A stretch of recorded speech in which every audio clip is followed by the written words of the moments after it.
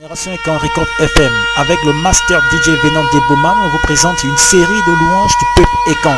À écouter, à méditer. Merci. Au revoir.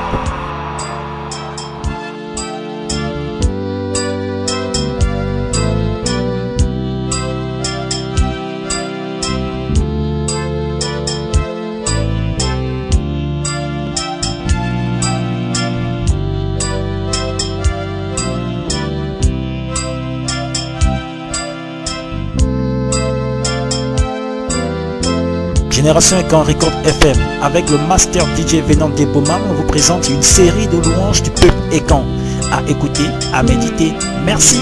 Au revoir.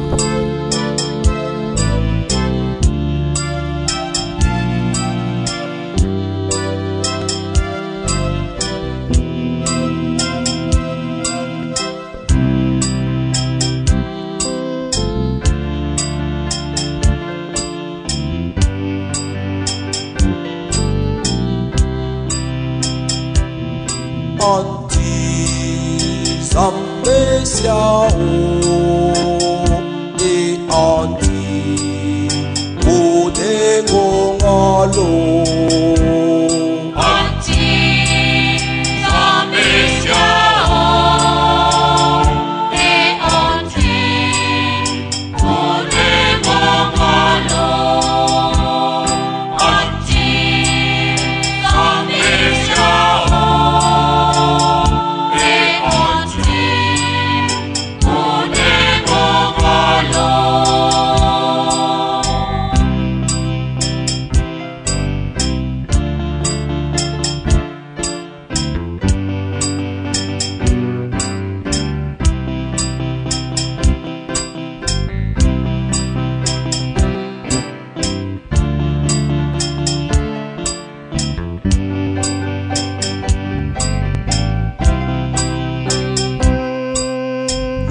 Yergabia Asuduwe Antiyo Bidiapote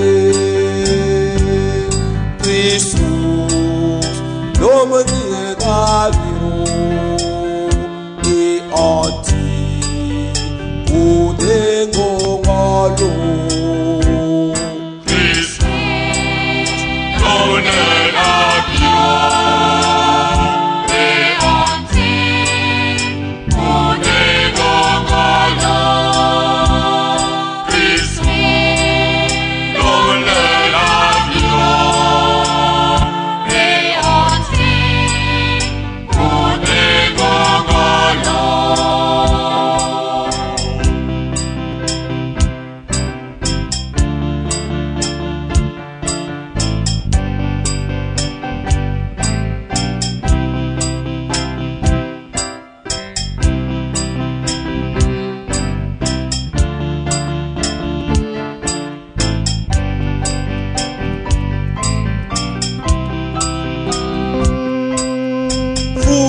Fumagamia Esisimawe Antiyo Bifumbabela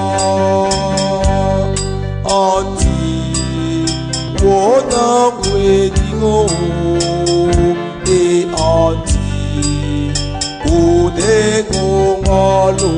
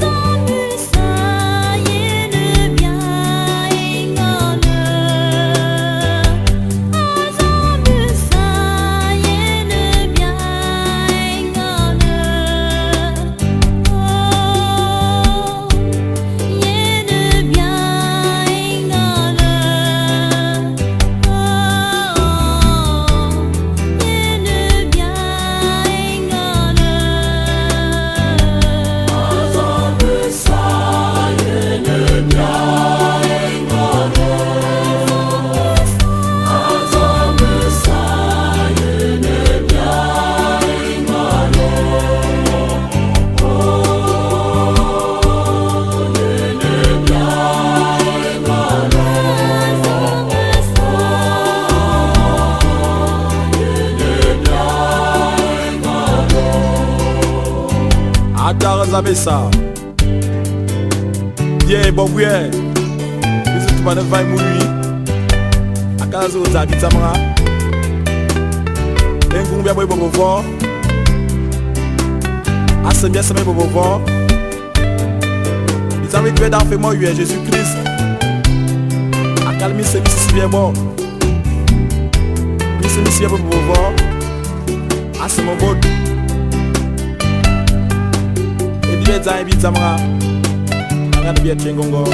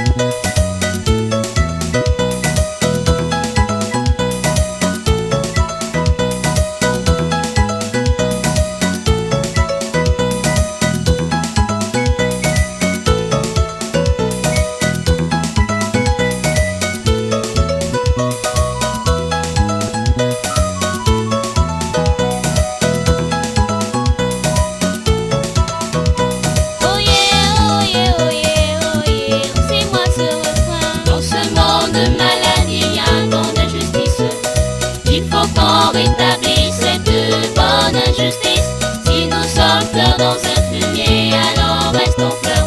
Si nous sommes fleurs parmi les fleurs, soyons la plus belle des fleurs.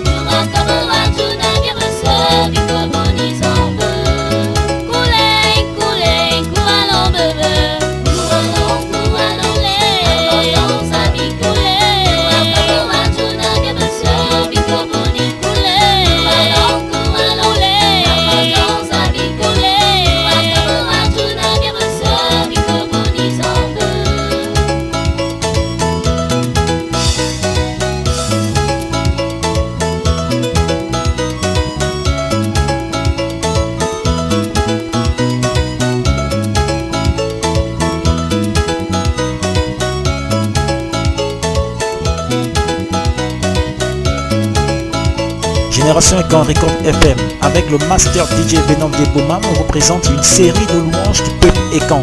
À écouter, à méditer. Merci. Au revoir.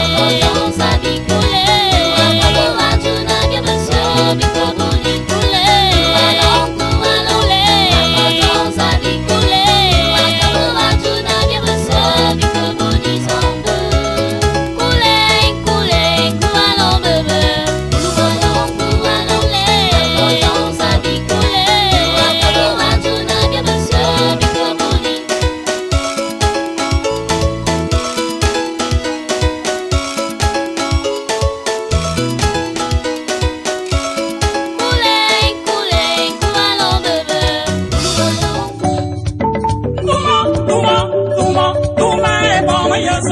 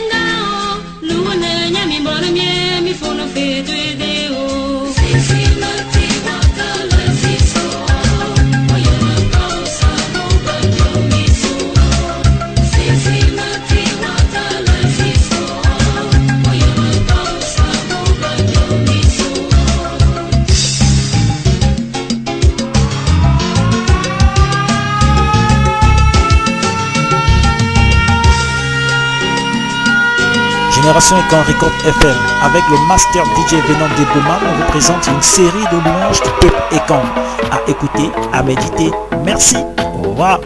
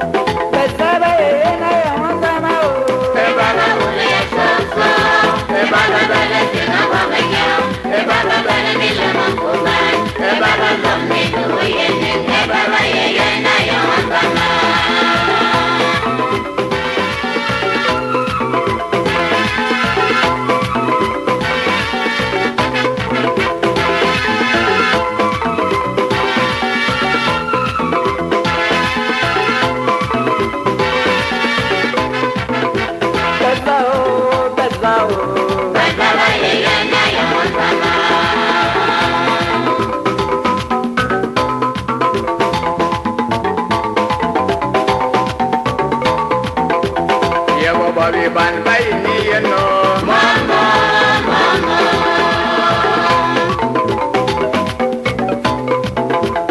ye baba ma biang bay ni yeno mama mama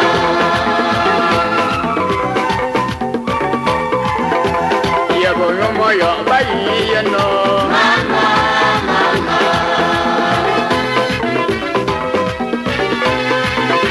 ye bi bo la kong bay ni yeno mama mama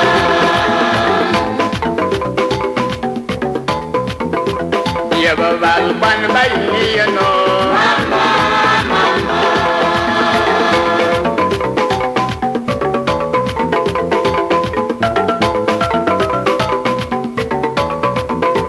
Baltara na yo mazama o e baba uli ya salsa e baba bele kina wabenya e baba bele kile makuba e baba zambe tuye ni e baba ye na yo mazama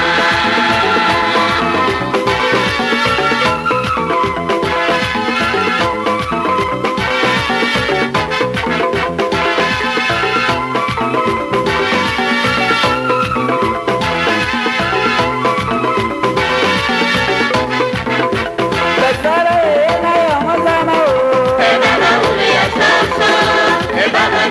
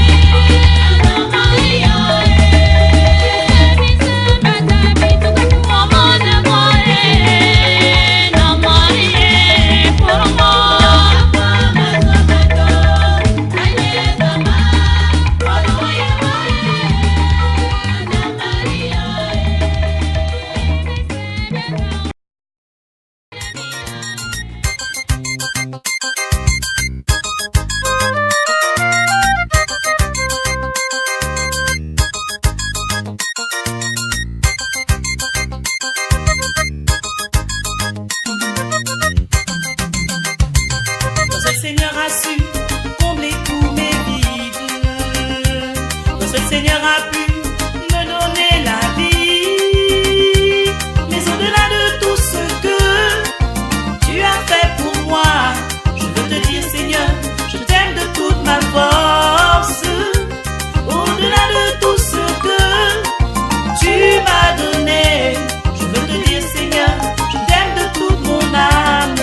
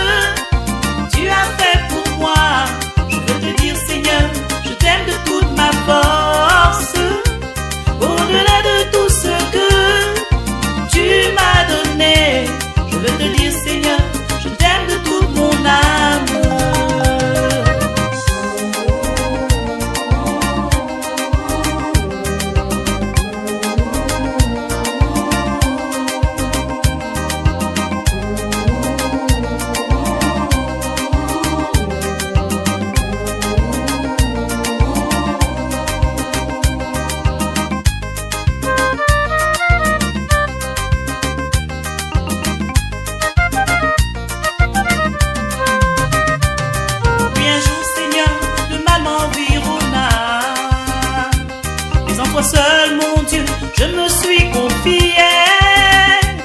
Au-delà de tout ce que tu as fait pour moi, je veux te dire Seigneur, je t'aime de toute ma force. Au-delà de tout ce que tu m'as donné, je veux te dire Seigneur, je t'aime de toute mon âme.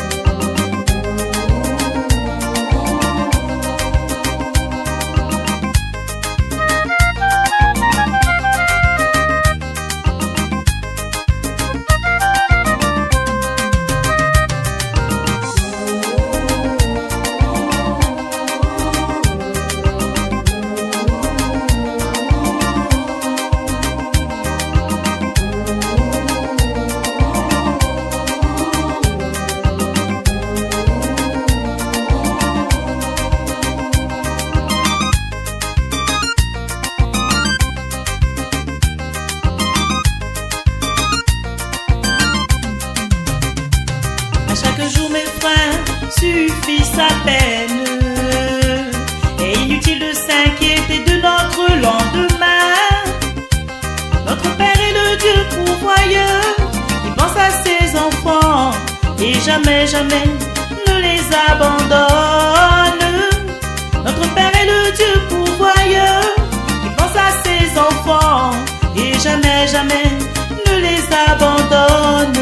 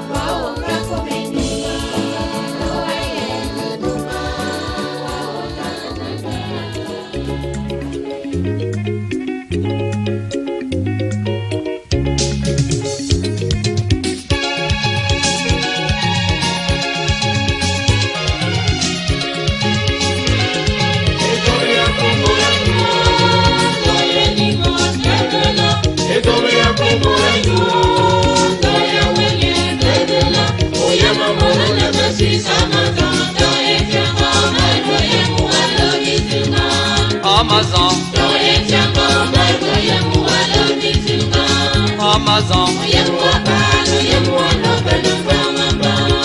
Amazon,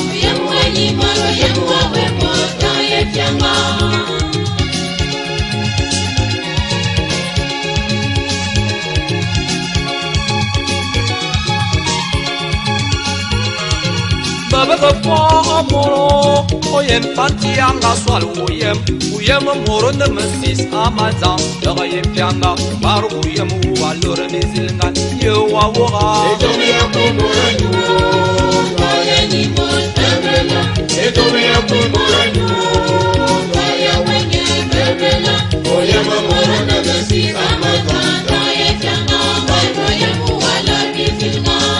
Amazon, Amazon, Amazon,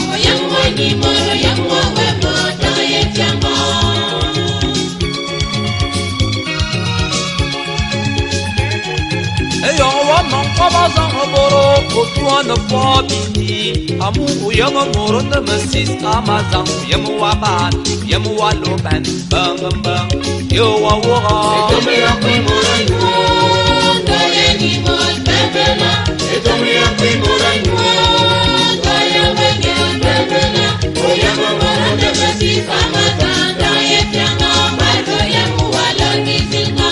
Amazon, Amazon, Amazon,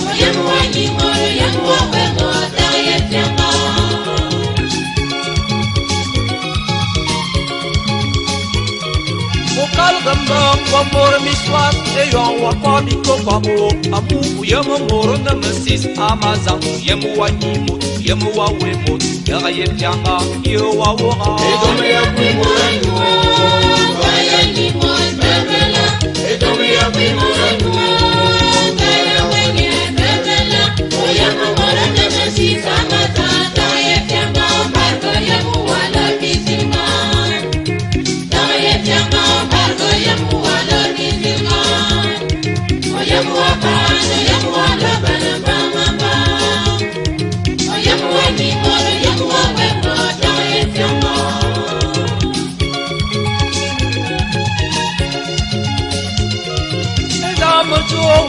Wako edi wa yeno kwabo perganyu Uyamo moro nemesis Amazon Daga yifyanga Mbaru yemu wa loro bizilinga Yo wa woha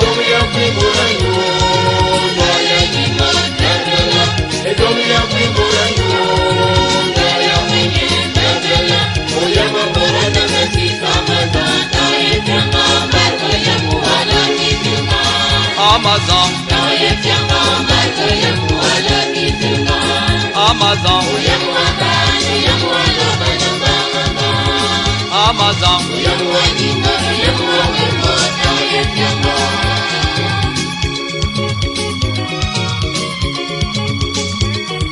Uyemu wa nyimora mot Uyemu wa we moro Uyemu wa nyimora mot Uyemu wa we moro Uyemu wa nyimora mot Uyemu wa we moro Uyemu wa banamot Uyemu wa lobano Uyemu wa banamot Uyemu wa lobano Uyemu wa banamot Uyemu wa lobano Uyemu nemesis-amot Bar uyemu wa Uyemu nemesis-amot Bar uyemu wa Bebaya bebela Bawada bawamba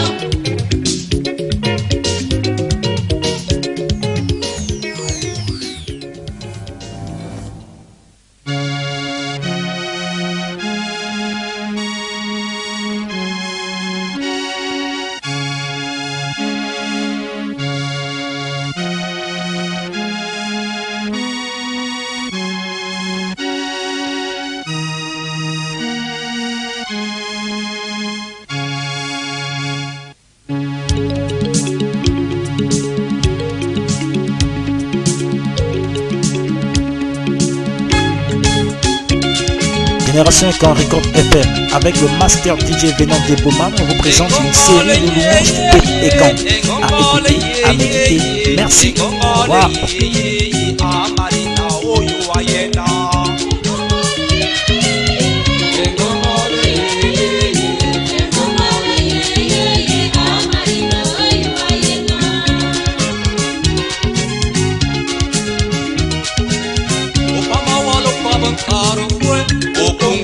Bancaro fui, o caçal pra bancaro fui, o cobalo pra bancaro fui, por betem baba urialu, por betem baba kunyefu, por betem baba banganakum, por betem baba banganamba, babetem zoya mambidi, kirele na tele karmisa, gore vina na kumyon amarina oyuayena.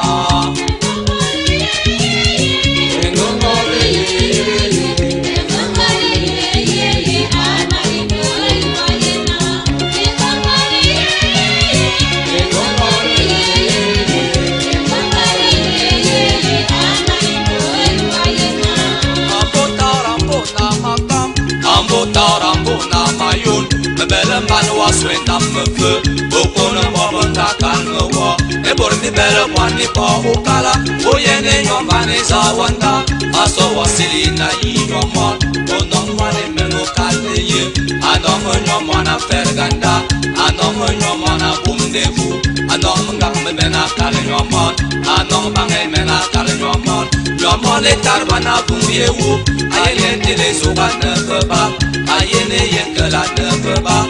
Ayono zuge mena never chot. Yomane te nyaza wakole.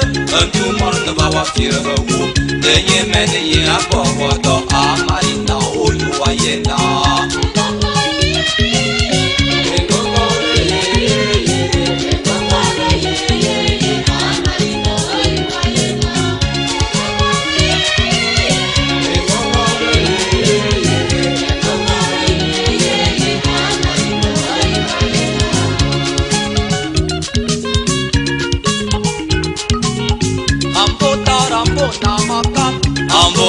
Ambo namayon, nabelem banwa swe namefe, bopona babanga kalmewa, bame yanga bami pa okala, boding minga lurobi sabitan, dama yanga wamo pa okala, yena non biti ya kaldewa, anong sili ya lua furibidi, anong sili fa furibidi, anong edi ba furibidi, kon mini lore na on total, esile koso urgopo, yeno nomo loro marzolo.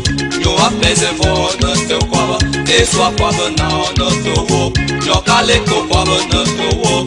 Yeno motare no ga kuya yo. Misiri bite mjaga man kurbat, ino bite mjaga man kurti amarina oyu ayena.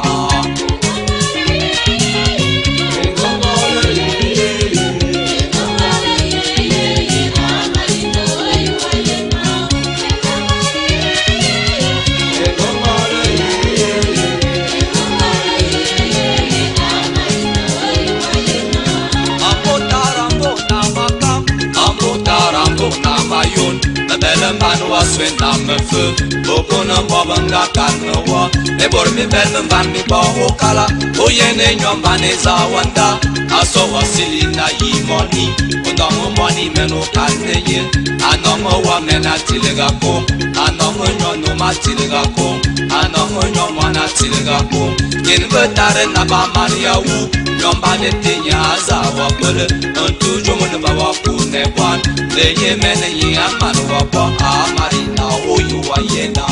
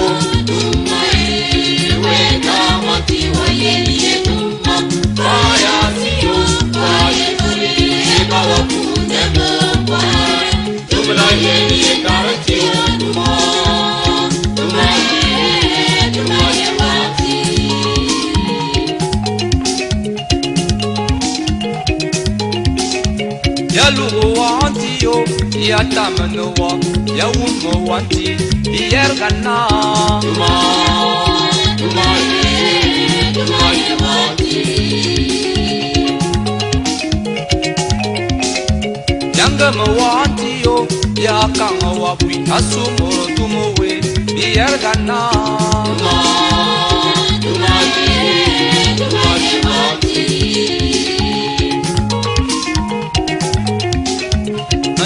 Zambesia, tingula masa, kum yo yesi yo, tuma ye wanti, tuma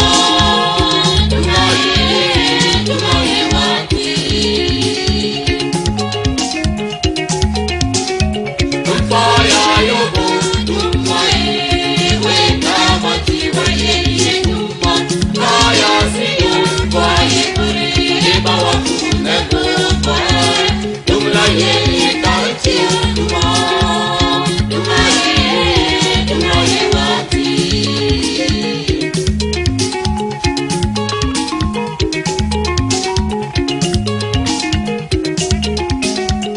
Yesu Kristus, amalan tomba zamba, amanesia, tuma ye wanti, tuma ye wanti.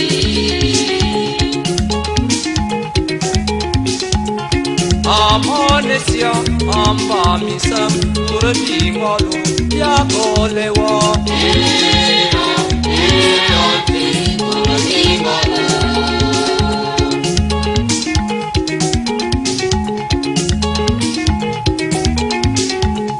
Amanesia, amba misam, nango landan, olebia.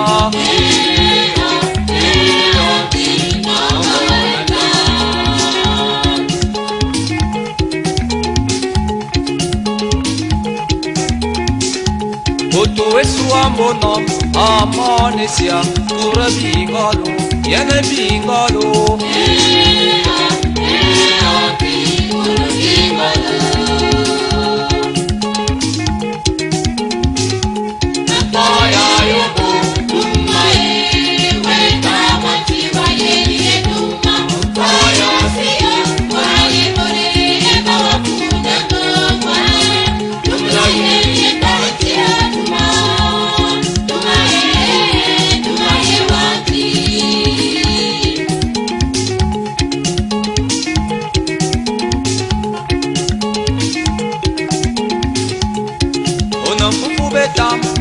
Tamunanti, Jomanana Hoa, Tuma ye wanti, tuma ye wanti.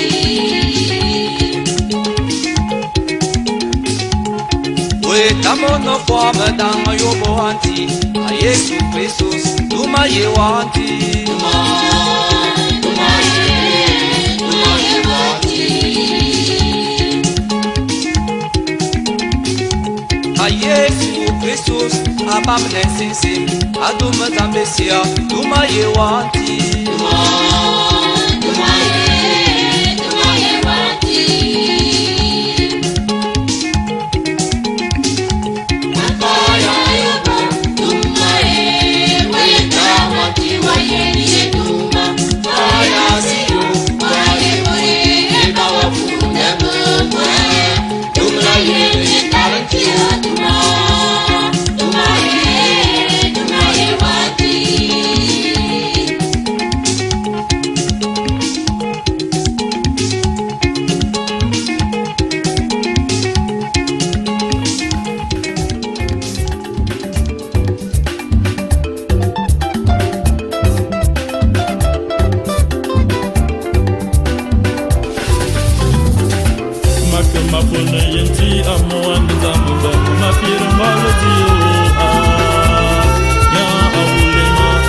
Génération Ekan Récolte FM, avec le master DJ Venant des Bouma, on vous présente une série de louanges du peuple Ekan. À écouter, à méditer. Merci. Au revoir.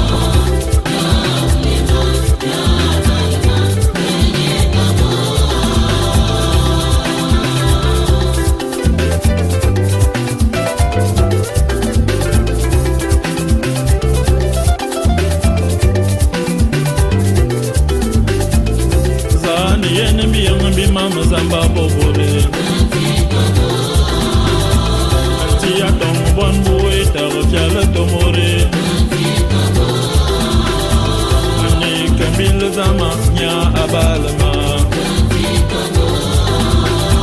Tomi zugumya bima kenya makalmya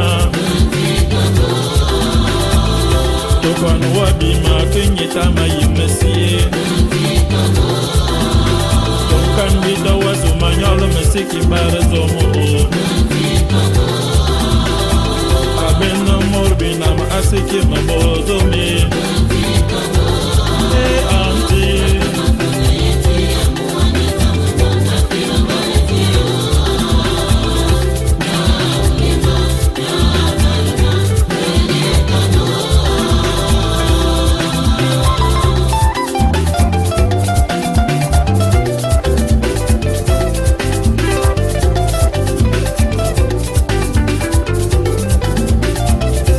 Minga bimasi mabonga terrorizamo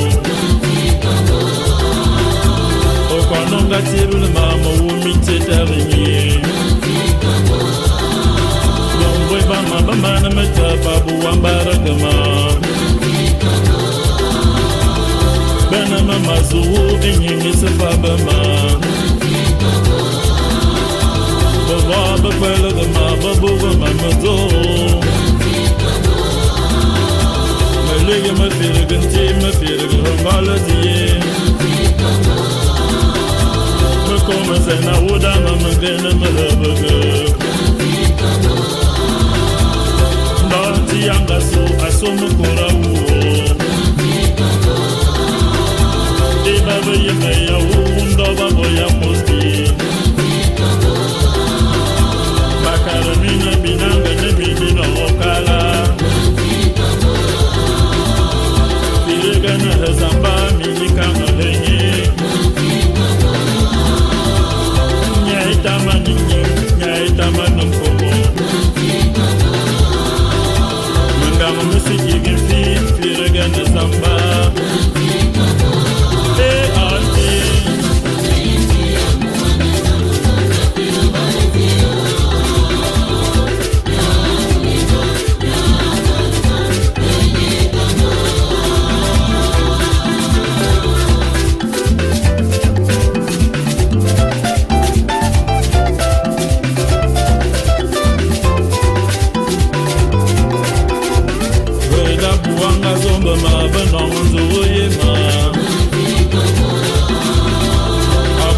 Tile me mese bokoro le na Sudan